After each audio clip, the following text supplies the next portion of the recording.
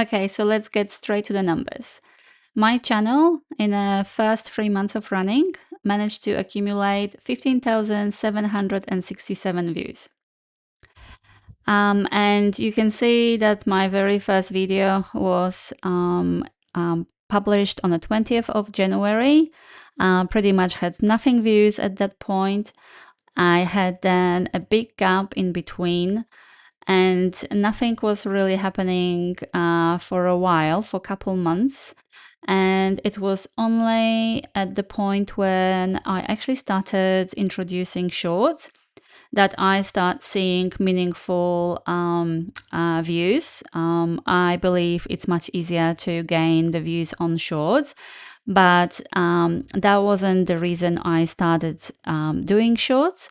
My main idea to do shorts was to actually drive more traffic to my channel and gain subscribers.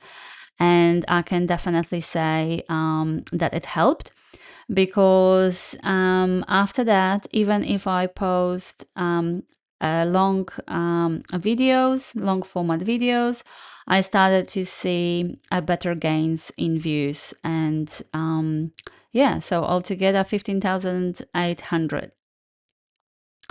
In terms of watch time hours, 161.2, which is nearly doubled in the last couple weeks, which I'm really happy with that result. And in terms of subscribers, I've got 65 subscribers as of today. And yeah, I'm super excited about that number. And I'm very thankful for every one of you who subscribe and is following along. In terms of content, and specifically videos, let me open it up. Yeah, so videos 3.2K, which again, it's a double number compared to my last update just under 2 weeks ago. So pretty good improvement. Like you can see that I'm kind of managing to gain more momentum. Same in regards to impressions. So my impressions grew massively by almost 30,000 in the last couple weeks. So sitting on 55.7K, and definitely something I need to work on is my CTR. So I dropped again a little bit this time from 4.1 to 3.7. And I'm sitting on a 2 minutes 33 seconds in terms of average view. Yeah, so these are my analytics, and if I can, I guess, just comment on the results, how I feel, what they potentially mean, is that I believe what I'm seeing is that YouTube is actually starting to push my videos to wider audience, hence the big increase in impressions, which is awesome. And the good thing also is that with increased impressions, my views also grew. And that means that people are not only seeing my videos in suggested or in a browser, but they are actually clicking on it. They want to watch it. And that kind of gives me impression that my thumbnails and titles are attractive enough for the viewers to click on it. However, on the other hand, impression click-through rate, you can see I'm kind of flatlining here, and it's I don't know, is it average or not, or is it bad? I know that I can definitely do better than that. So this is actually something I'm planning on working in the next 3 months to improve my CTR and hopefully get maybe to like around 5%. And with improved CTR, hopefully my average view duration will also improve. So I'll be working on improving especially the first 10 seconds or 15 seconds of my videos to kind of hold the viewer for longer, and encourage them to kind of keep watching. Maybe kind of change a little bit the structure of the videos, maybe add some more voiceover.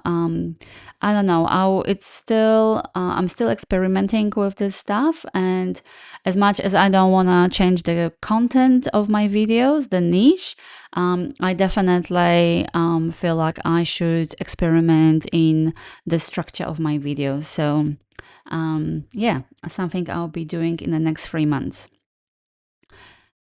So yeah, so that these are my stats, and overall, I think I should be pretty proud and happy and satisfied with these results. I was starting 3 months ago from nothing, from complete zero. I didn't have any subscribers. I didn't have much or any really knowledge about software that I was using.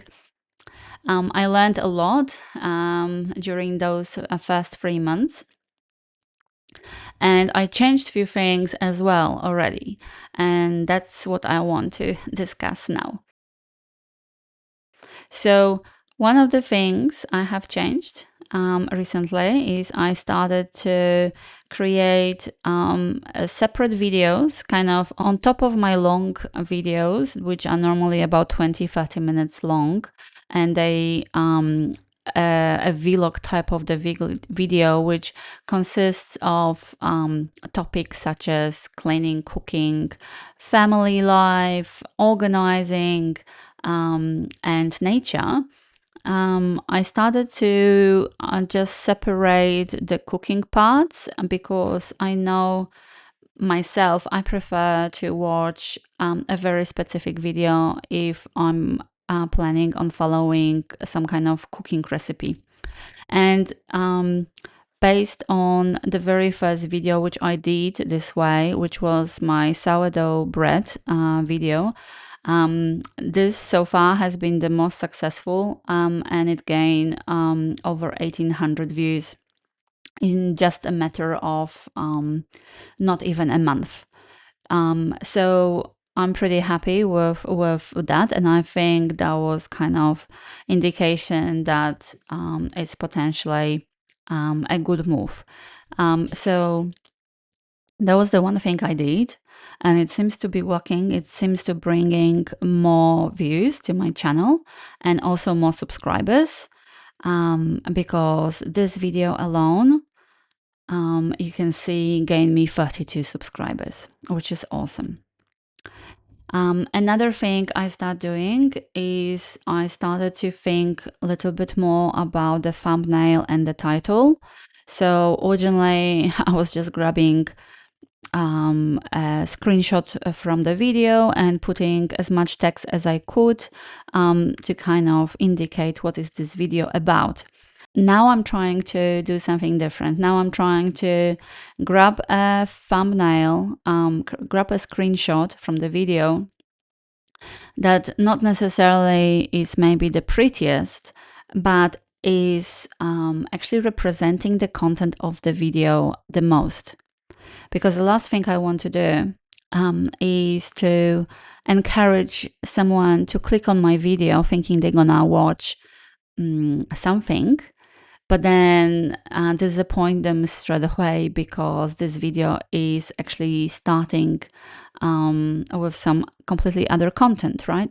So that seems to work as well, because when I posted my productive weekend video, which was a vlog video, it was containing some gardening project and cooking. and cleaning, I wanted to include all those aspects on a thumbnail as well. And especially because this video starts with gardening project, I made sure that there is this element on the thumbnail. And also in terms of text, I'm trying to limit the text to a minimum and just have the image speak the volume. So you can see my scheduled videos that hasn't been published yet. But if I'm, cooking salmon, I'm putting salmon like directly on the thumbnail, so there is no, misinformation happening, or there is no confusion, right? What is this video about? It's about cooking salmon. So that was the second thing I did. And same with titles, like I'm thinking more what titles to use, and I'm also running tests to kind of figure out, is there a better title, if one title is better than the other. Sometimes those tests are coming as equal results.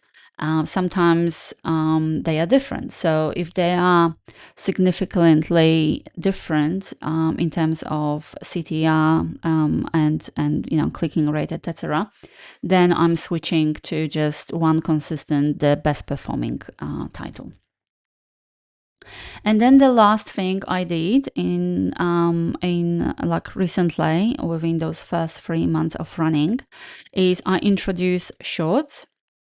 So originally I was not planning on doing shorts because I know that my content have very minimal chances of going viral to the point where I can actually monetize doing shorts.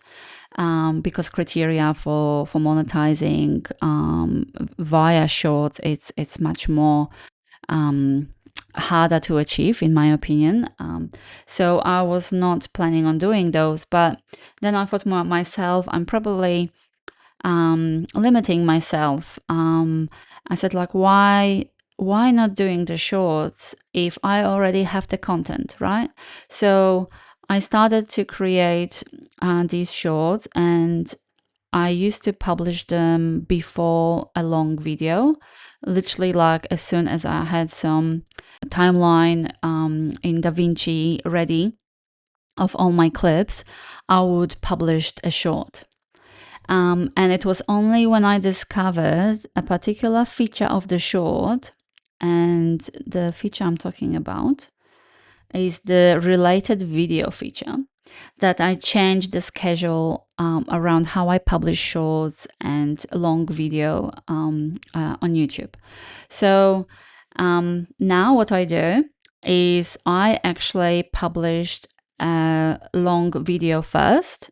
So for example, if I had a video about baking bread, I would publish this one, let's say, Thursday or Tuesday afternoon.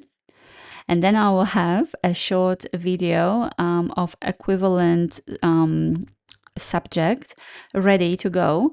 And I will update this related video link. So you are able to choose any video from your published videos. I obviously chose sourdough bread for this one.